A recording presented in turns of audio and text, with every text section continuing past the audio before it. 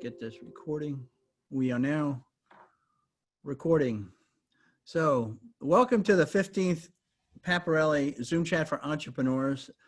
Thanks for coming. Today is the 122nd day since the federal shutdown order was put in place back in March, which was only 4 months ago, but feels like it was a couple of years ago. Some observations that I've had is the stock market is just barreling ahead and hitting new highs. It's seemingly unaffected by all this uncertainty that we have around us because it knows where the economy is headed, I guess, and it believes it's just up, up, up. You know, there is this certainty that is certainly true of some of the tech stocks. You know, if a company has a focus on work from home, increased productivity from home, collaboration, convenience and social distancing, or personal entertainment, it seems like it's just running like a scalded dog. And of course, Tesla, which has gone up 236% this year. Unemployment is still, however, hovering around 18 million people. And we haven't seen, because of the PPP ending here the end of July, we have not seen the white collar layoffs yet. And I think that they're going to hit. We're seeing bankruptcies and business closures are accelerating. The new stimulus is kind of stalled out. They're trying to get it negotiated. Whatever is decided, it's going to have a dramatic effect from August forward, just like it had a dramatic effect in the last 3 months. Our cities are less safe than they were pre-COVID, as cops have now backed off. You know, COVID is on the move again as we're paying the price for our summer vacations and our summer activities. Families are all huddled up in their homes. Work from home is what we do now. I went out and visited somebody for the very first time in their office, first time in 4 months. And was at the Galleria here in town. There was ample parking in the prime spots anywhere. There was no one in the building, which was kind of eerie. We also have online school. You know, seems to be the kids aren't going to school. I look out my window on Paces Ferry Road here, and there's just zero traffic at 8 o'clock, which used to be bumper to bumper. But MLB, Major League Baseball, kicks off tomorrow at 7:08. There'll be the Yankees and the Nationals. No fans in the stands, mind you.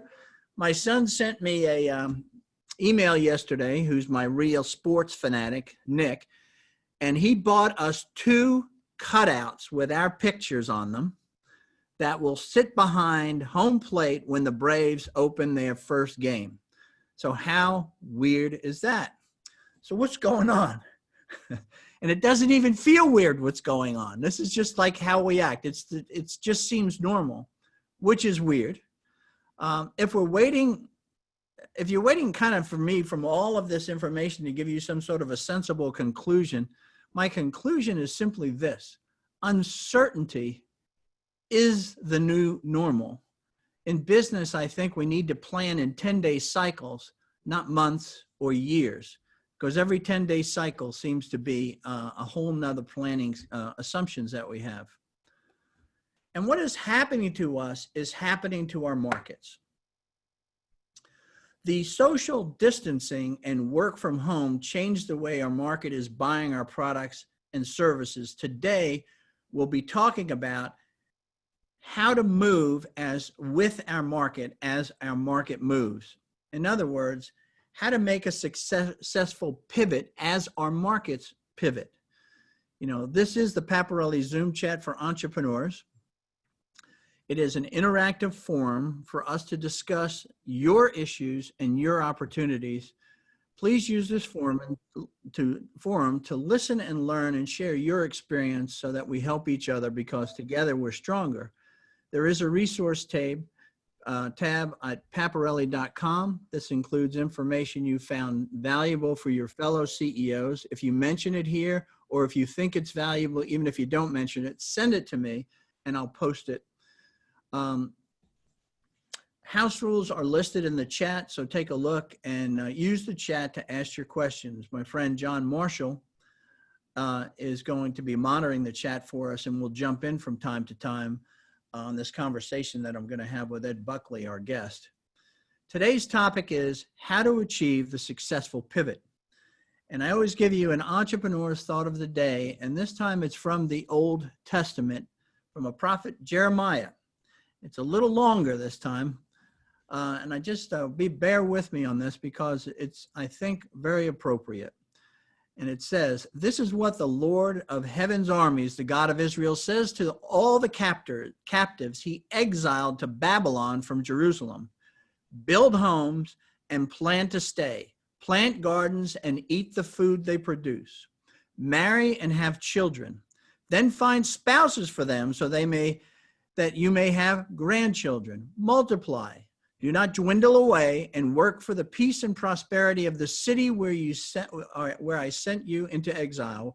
Pray to the Lord for it, for its welfare will determine your welfare." And that's Jeremiah 29, verses 4-7. And my application of that is your market is doing everything they did before, but somewhere else. Serve them where they are living their lives. That's our application for today. And this is exactly what our guest Ed Buckley did. He realized the way he was serving his clients was no longer viable. He pivoted quickly and made serving his clients right where they were, which is at home, which was a huge change from the value chain that he actually created for his company, PureFit. Ed was recommended to me after we had Blake Patton on this call. Blake had mentioned PureFit a couple of times during my discussion with Blake on this call. And he said, you should really talk to Ed. So he said that Ed is an entrepreneur who built a business which scaled quickly. Then he had to pivot quickly to maintain his growth trajectory. And that's what got my attention. How to pivot a later stage or more mature SaaS business. Ed is in the corporate and individual wellness market. His company is in Tampa. So this is the Paparelli Zoom chat now for entrepreneurs is now officially international. I knew he was the right entrepreneur to share his story when I was talking to Ed for the first time, and he said, wellness, this is his quote, "Wellness is an eye roll moment." And I was like, that captured it exactly for me. When someone speaks with such honesty and humility about their market, I know that there is something there for me to learn from them. So Ed, I really appreciate you joining us today. Thanks for having me. Charlie, I loved what you did earlier. So if you can hear me, give me a thumbs up. You got it. Okay, you're doing good. I love that. All right, so thanks for having me, everybody. I think that is, especially when you speak to investors, one of the first things that I've always thought you have to acknowledge. How many investors have been burned by your industry, right? And if you think of the early to, 2005 to 2010, wellness was a sector everyone wanted to invest in, and there was really no fantastic smash hits. And so that was actually true? what I didn't know that. You yeah, think every investor wanted to invest in wellness? When was that? So think in early 2000s, you had Limeade, Red Brick, right? That was kind of the first age of worksite wellness and digital wellness products that were coming out. And it was just very, very mixed results. I mean, think Limeade's still around today, but they haven't been overly successful from their initial projections. Red Brick got bought by Virgin Pulse 2 years ago because Virgin Pulse had come much later and taken over the whole market. So that was something that, we had to address just when we started the company and went out fundraising. Can I back you up just for a second? I know you've got an agenda. You want something, you have something that you want to tell us, but there's something that I've been meaning to ask you. And that is, you said that wellness is an eye roll moment, yet you have dedicated your life to wellness. As you graduate, you told me you graduated a year early from the University of Florida, came back to Atlanta and started a first company. Why did you, if wellness is in fact an eye roll moment, you've been seeing a lot of eye rolls during your lifetime here. Why did you dedicate your life to it? Why is it important to you? That's a great question. I honestly thought it was being done in a very manual, analog way, right? The people who were in charge of these programs, the people who were in charge of innovation were outdated in their thinking. And maybe it was because I was younger at the time or had grown up with technology, but I looked at every solution. Why I thought it wasn't working was they weren't embracing technology first, right? They were looking at programs they had been running for years and just saying, how do I keep running those and add technology? There was something that was told to me by one of my mentors at Stanford who had said, don't create something new just to give somebody something new. Figure out what they want and make that really, really easy. And Okay. I think wellness is something people want. I think how it's been administered has been very poor, clunky, and disparate from all of the solutions. I got I mean, when how I personally I look at think it part is, of the situation was, as a corporation, I didn't feel like it was my responsibility to keep people well. right. I My mean, so responsibility was to give them work and pay them for it, right? I mean, yeah, I mean, worksite wellness really became a thing, right, okay. during that mid 2000s. I mean, that's what got me into it from an academic perspective. Was my undergrad thesis was on this new hot topic of worksite wellness and corporate wellness, and what were the Fortune Okay. 50 doing? Were you that guy though in the fraternities, that was the only healthy guy? Were you, Well, you I shouldn't wasn't. eat that, you shouldn't drink that, you shouldn't do that, don't smoke, were you that guy? No, absolutely not. And I'm still not to this day. Look, I work out a lot and I love exercising and exercising with people, but I will be the first one to host happy hours and order mozzarella sticks and wings for everybody. Oh, So, yeah. Okay, well, good. Then you're allowed to actually continue with us here. Well, I appreciate that. So how did you go from this? So you recognized that it was clunky. And yeah. so how do you go from this sort of interest in wellness and this clunkiness that you see, meaning it's non-digital, it's hard to do, to your first company? So, what I learned in my research the first time I went to University of Florida was there started to be an emerging trend, right? There was a tension and people were going to be allocating money and time to this, and no one seemed to know how to do it. So I knew there was definitely an opportunity. And as I just mentioned a moment ago, I am not the health food nut, I'm not the meditation nut, but I've always been physically active, love exercising, Okay. and there's a lot of data to back up.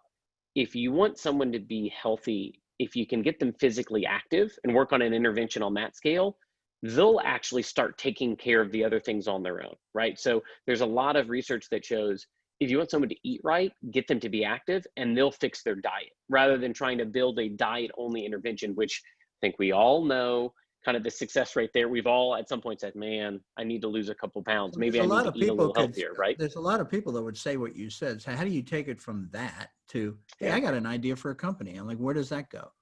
Yeah, Who are as with connected all things, I don't think about let me start a company. I always was obsessed with a habit, or it started as a hobby, and then it just spiraled so quickly that it ends up, becoming a company. And so, what I did in Atlanta was actually with Atlanta Public Schools and the City Hall on right now. Corporate wellness exists in the four walls of the building. Right at that time, what it was while you're here, maybe we'll talk about wellness. Maybe we'll have a wellness seminar, right? But when you leave these four walls of the building, you're on your own. hmm So my thought was, how can you build a program, a network, where when people leave the four walls, they can go different places and have the program exist at the gym they want to, the LA Fitness, right? That's all over town, or at multiple up and coming healthy restaurants, right? And so that was the first company, was the idea of building a network that could scale where a person was. I think that's what it comes down to: is can I make something easily integrated into the life you want to live or are already living? And So that's you're where giving the people, the individuals, the employees actually more choice. That was what your view yeah. was. Okay. Yep, and I think that really helps set up, PeerFit. What became PeerFit down the road, which was now at that time, you fast forward a couple of years, Yeah. the ACA or Obamacare was being passed, and I was back at Florida doing my degree in health policy, and once again, the one takeaway that I saw was, wow, there's about to be a lot of money going into proactive interventions for wellness and physical activity, except this time it's going to be coming from the health insurers, right? Aetna, Cigna, United are going to be incentivized to putting money out there for programs at scale. And we knew that once again. One thing that you've just done, I'm sorry to interrupt you again, but this is interesting, is your background is you were raised by in a family that was military based. Correct. Right? You told me that. Yep.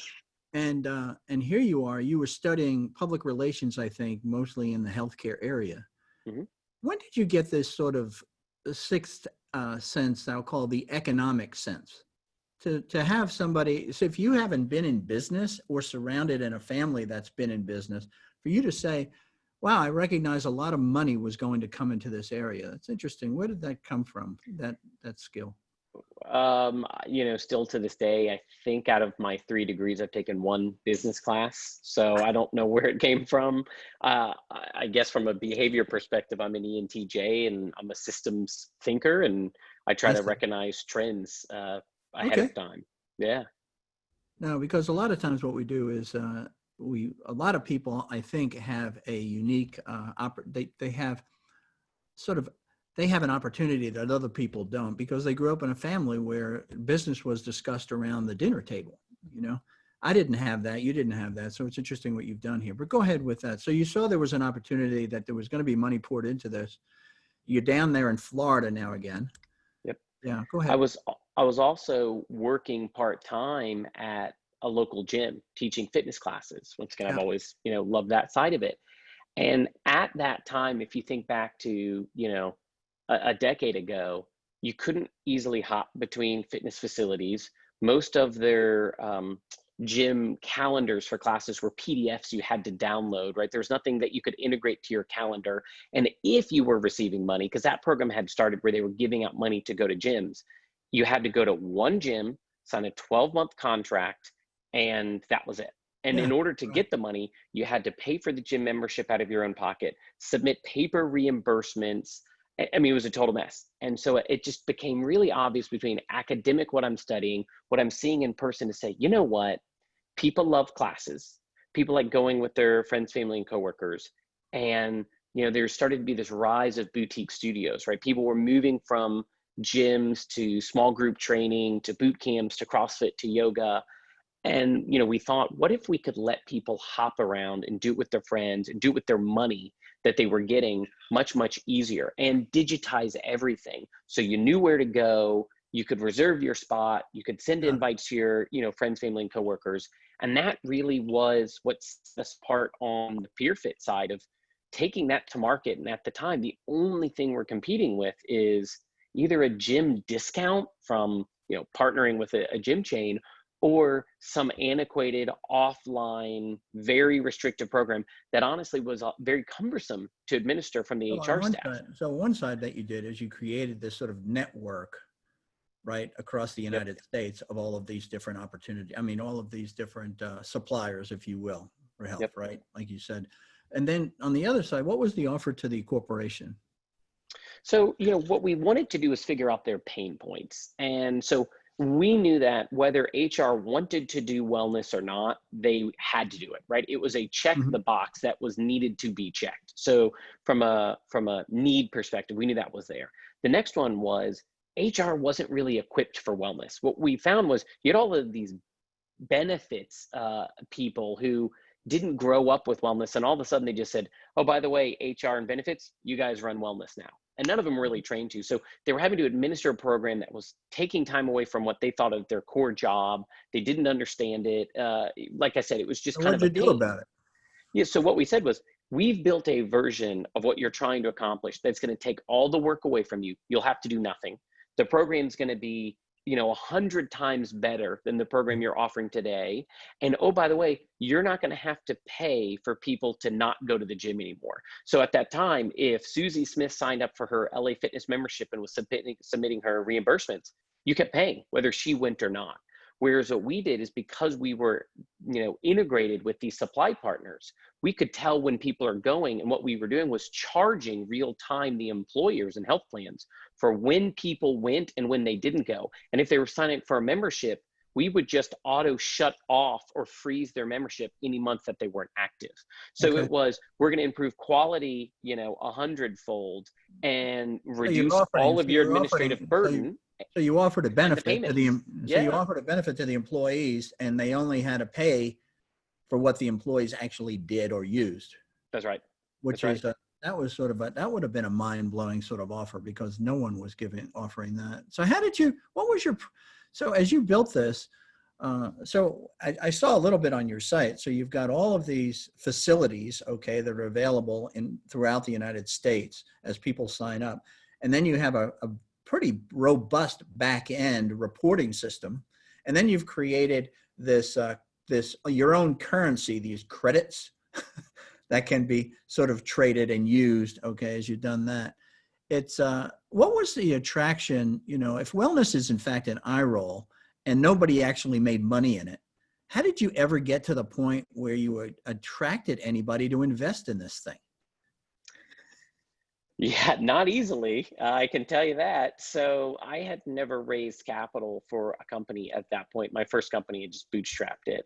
And this one, I didn't even know how to raise capital. I was just obsessed with talking about my idea. And I literally, I loved getting input from people, or seeing if there was a blind spot. So I talked to literally everyone about the company.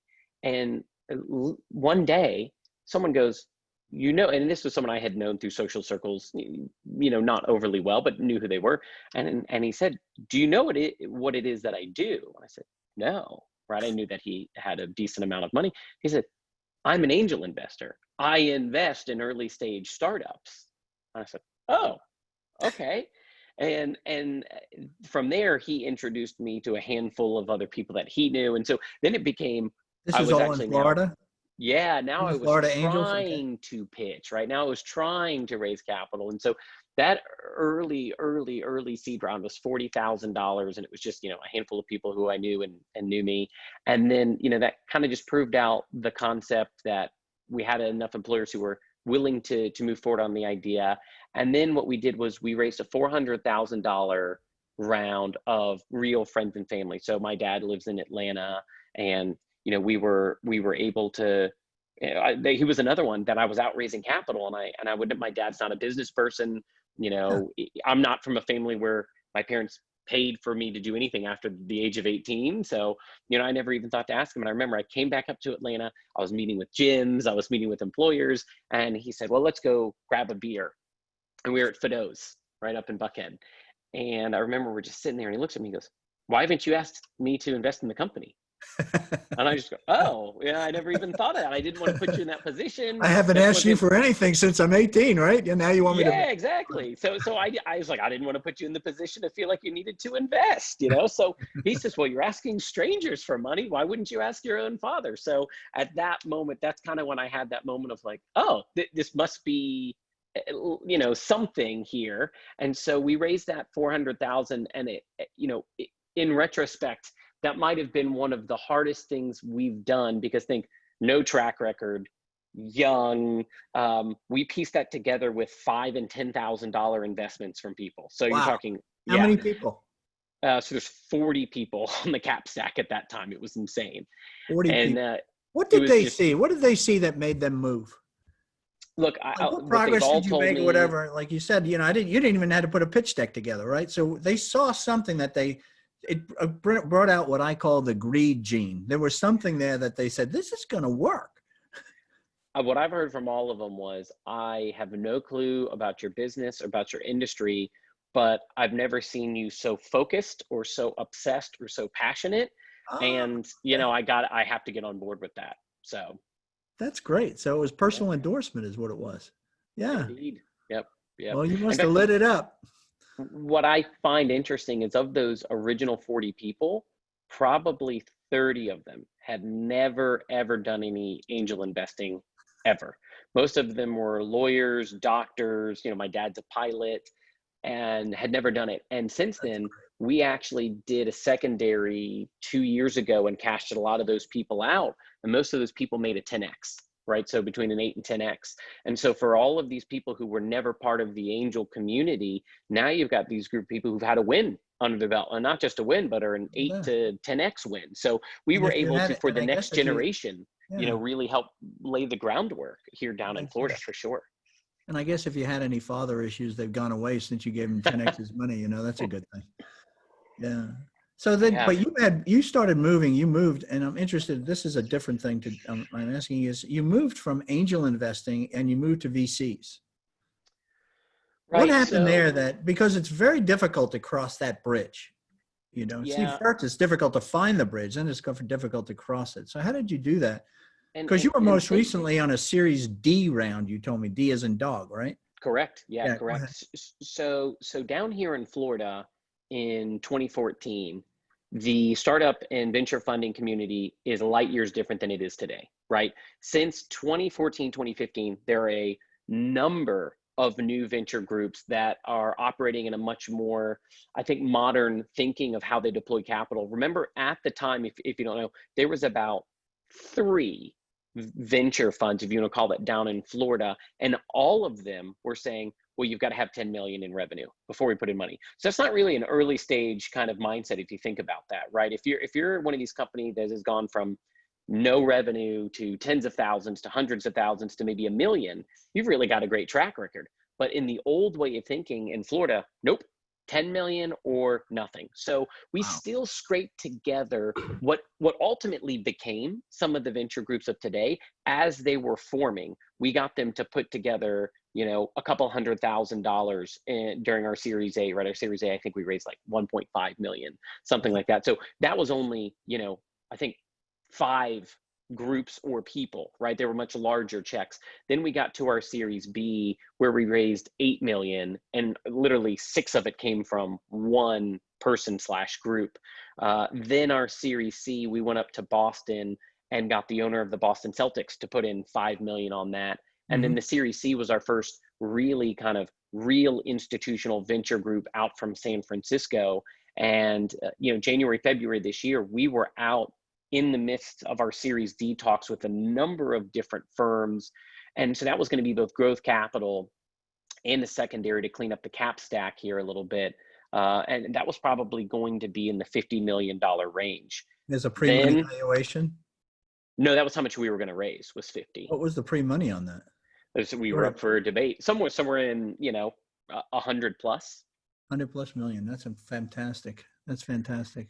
So What happened though is, and I think this again is just summarizing, as you went from sort of the angel, you went from that first 40,000 to the 400,000, right? And it was still, I would say the 400,000 was still the quote friends and family, as you called it. Yep. Then each successive round got more sophisticated investors involved. Correct. That's Absolutely. what I saw happen. And I think that that's a good lesson for us as entrepreneurs, is to know that you can't keep tapping into the same angel network. You have to keep going into that next sophistication level. Like you said, it was probably angel groups as that came together with you for those later rounds. Yeah, that's great. Well, and I mean, I even remember this past round, we've got investors who've put in money in, 3 successive rounds who finally, had told me, hey, I'm out in front of my skis in terms of my risk profile here with you, right? Like, you're going to have to, like, no disrespect, I've supported you now for multiple years. You must go to a different pond, a bigger pond, a more sophisticated pond, as we go from 10 million in revenue to 50 million in revenue, right? That was you need a group who that's all they do is to take. Did you ever close the Series D? No. So what happened? So what happened? So COVID hits. And all of this network, a big piece of your network, right, which is all of the suppliers, the gyms and all those, right?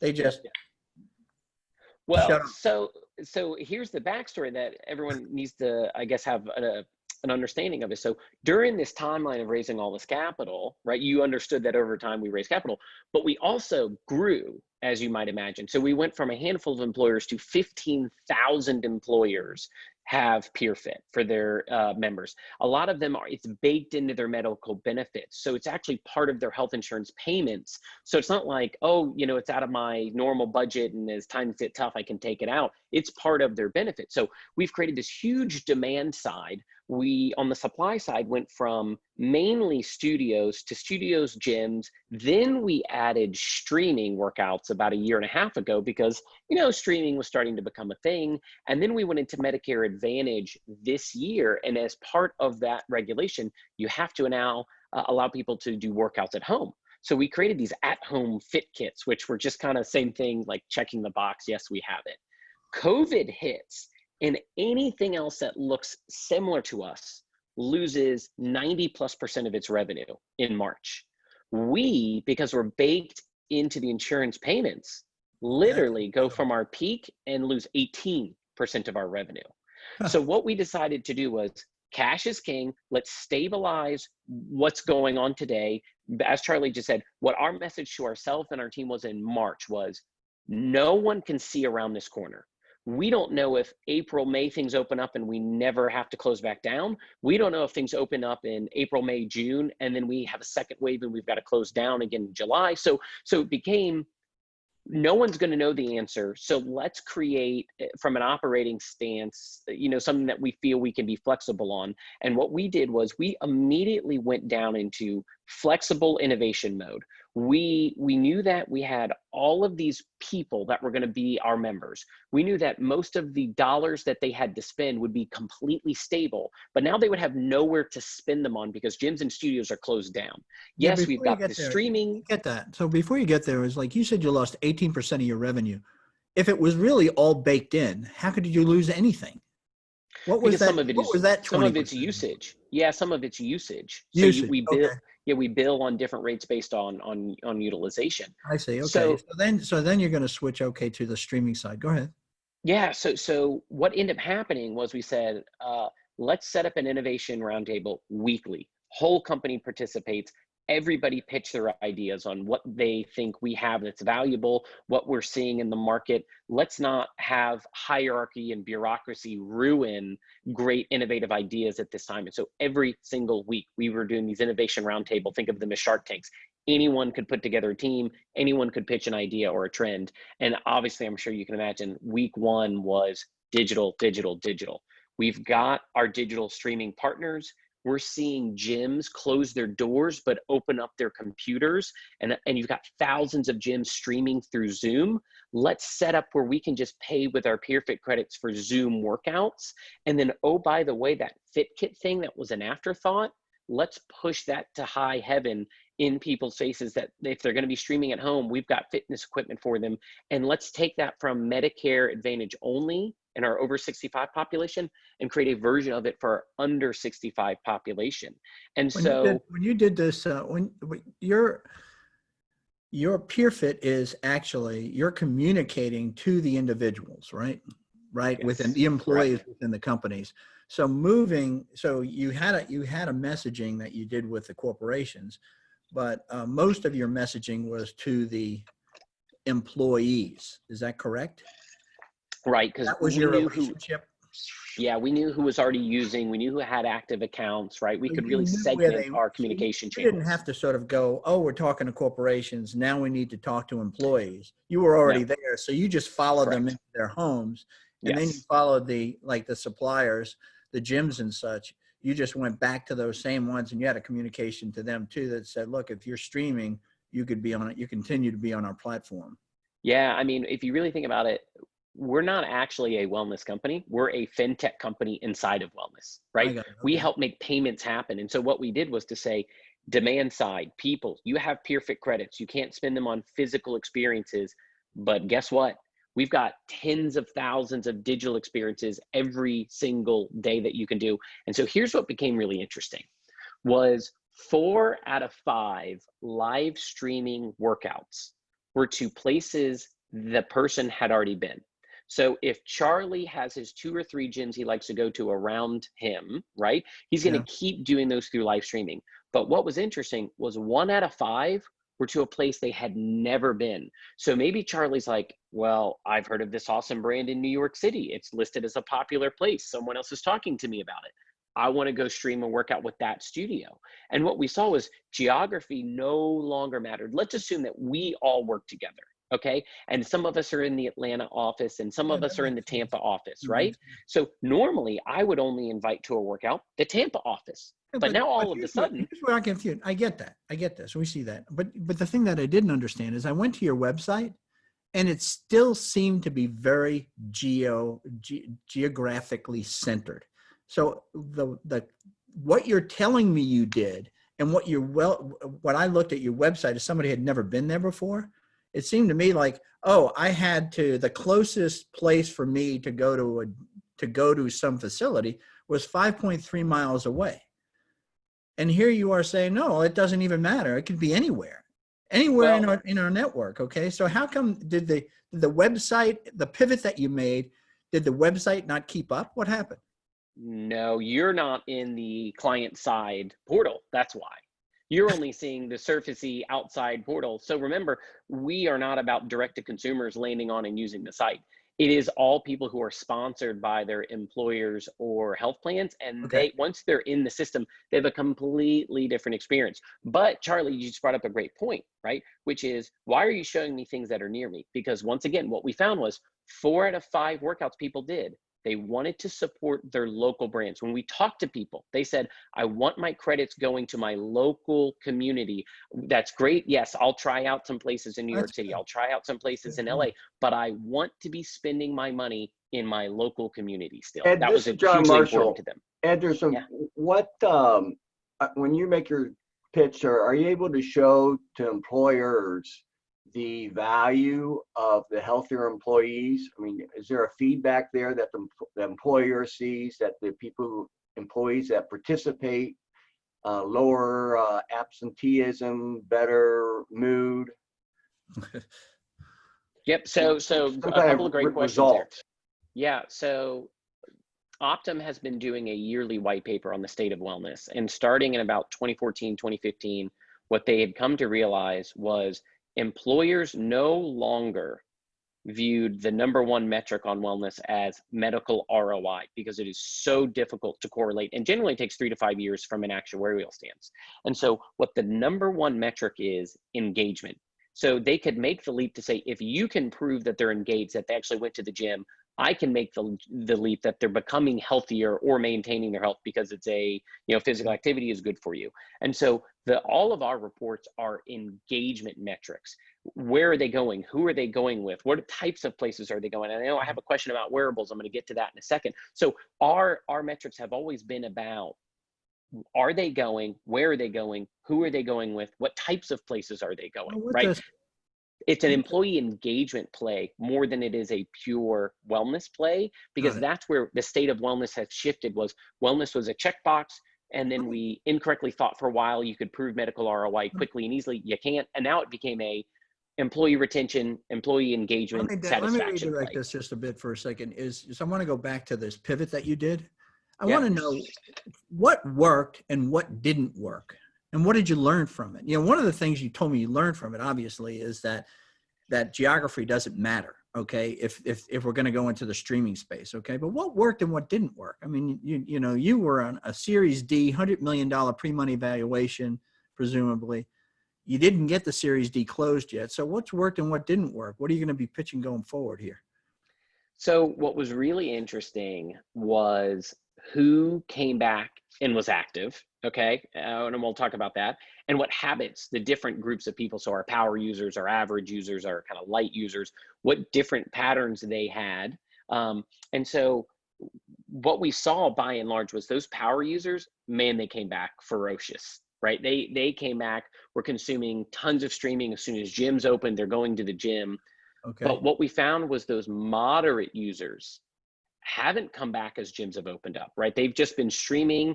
They've maintained a very light footprint. So they're consuming credits, but they're not coming back to the in-persons that have opened near them by and large, right? Like here in Florida, we have a lot of gyms that are opened. And really those power users didn't change their habits a lot.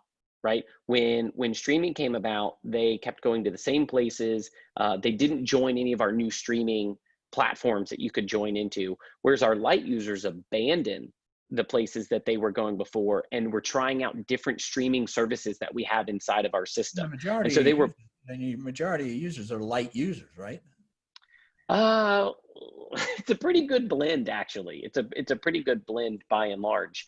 Um, so something else that we saw that was pretty interesting was when we went from just streaming services to individual gyms and studios could start live streaming through Zoom. We were hosting somewhere between 30 and 50,000 classes a day that you could go to. And when we took those restrictions on the website away, so before, remember, Charlie, as you just called out, like as a user, I'm on there, it was trying to just show you classes near you. And then we said, well, heck, let's show them everything, right? And it became overwhelming for people. It was just an overwhelming amount of choice. And so we really had to then pull back those choices and start to give them very filtered, recommended things of what You was almost had to be popular, like, where you were had to do people like going. what Spotify does with music, right? Exactly. Same Yes, kind of a thing. But what exactly. did you Yep. do with with these people that you said you had an 18% decline in revenue, okay? Mhm. Which impacts obviously your it's a decline, so it's impacting valuation. All Sure. right. So what happened since then? Because it's been a little bit of a while since you did this That's right. pivot. Where's your revenue now vis-a-vis where it was and the path that it was on? Okay. Yeah. So this year will probably end up about 30% below original projections.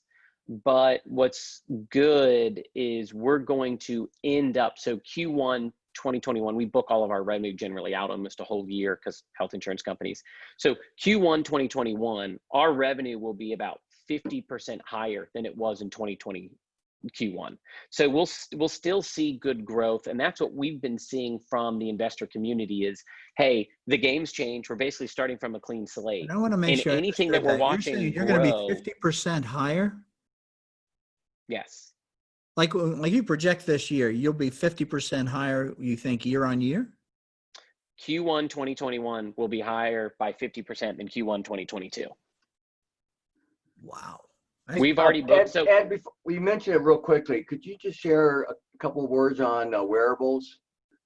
yeah. There's a So lot of what folks we who, did this past year was we started doing some R&D integrations with the Apple Watch, simply because our users, by and large, are Apple users. So that was our first go-to.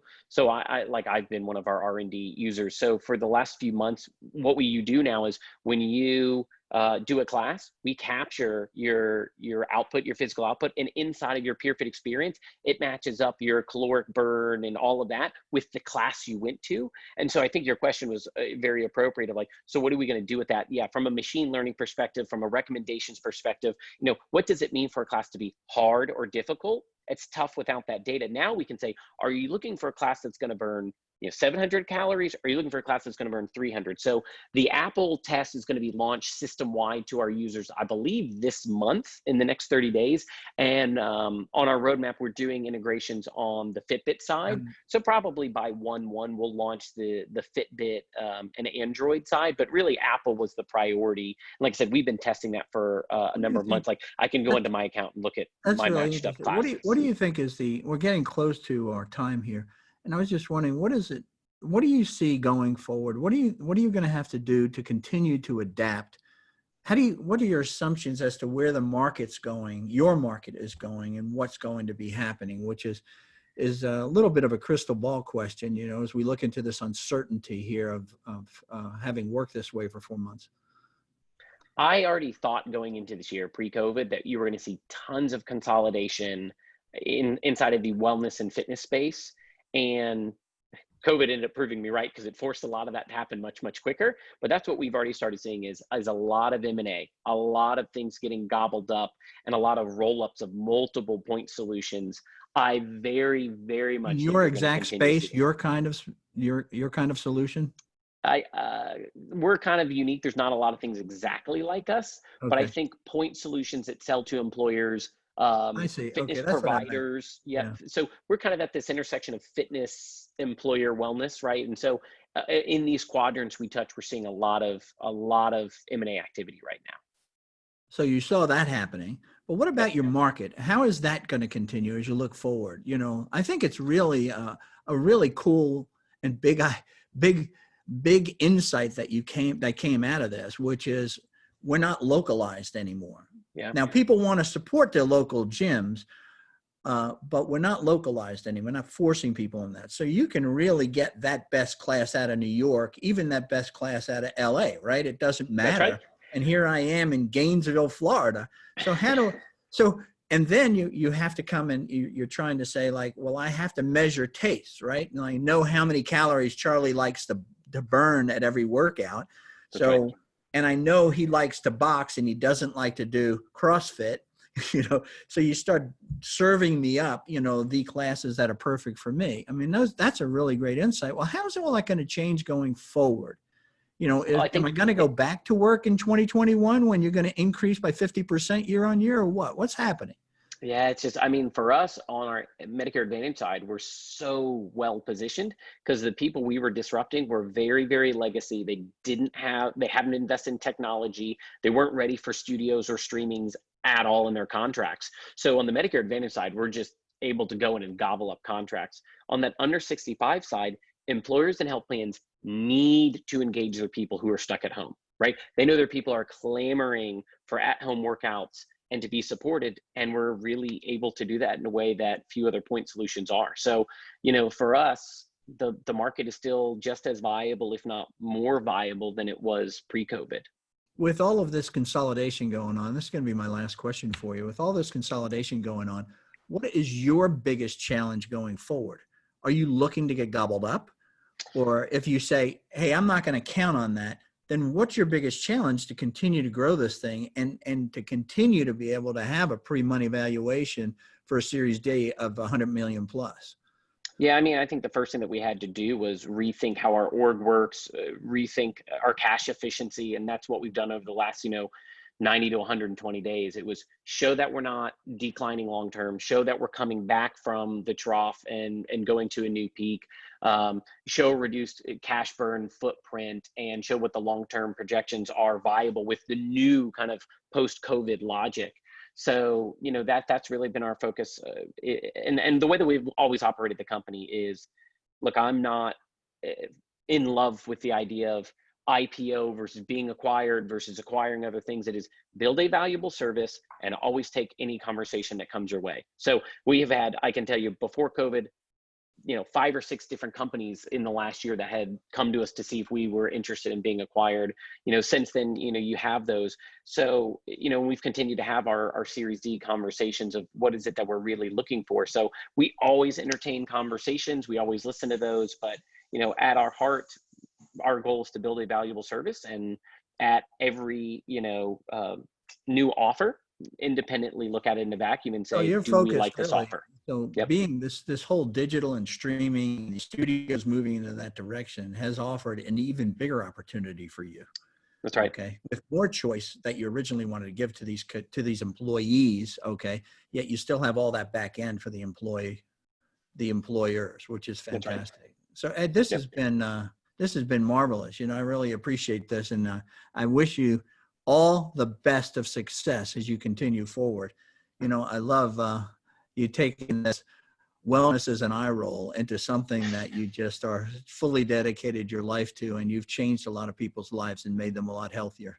And you help employers or HR people trying to figure out how do I do this? How do I facilitate a program like this? And you made it a no-brainer for them. So congratulations to you, my friend. And thanks to Blake for recommending you come online here. But my takeaways on this is that, you need to move where your market moves, and including the value chain that you created, which is in his case, these gyms, you need to bring them into this new way of delivery so that it all works together, and so this pivot that you made has just been marvelous.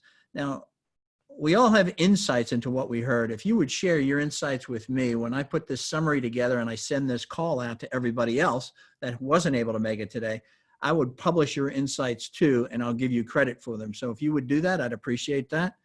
You know, as Ed mentioned a couple of times in there, you know, you need to watch your cash. Cash is king. So it goes out fast and it comes in slow. So guard your cash carefully. And we will get through this uncertain time, but uncertainty is in fact the new normal that we're dealing with. So learn fast, decide fast, and go fast. Next week on July 29th, my guest is going to be Dave Payne, who is the director of Techstars of Atlanta, and he swore he would never work from home. And now he's determined to make working from home highly efficient. And he's going to come and tell us what he's learned and what tools that he's actually using as he's now brought together his newest cohort in Atlanta for Techstars. So sign in early so we can catch up with each other, and as we did today. And Ed, thanks again for everything that you did and the time that you set aside and the thought you put into this. And we'll be sending this out on Friday to the rest of the world. And remember, everybody, I am praying for you. Thank you so very much. One of the things I'm going to try in the future is to end this call on time, which is a little late today, and then leave it open with the person that I was talking to for about 10 minutes. And we're going to start that next week, and so that people can ask their questions and have a discussion with the speaker, sort of the same thing that we would do in an in-person sort of venue. So thank you very much. You guys have a good day. Thanks to all. Bye-bye. Charlotte.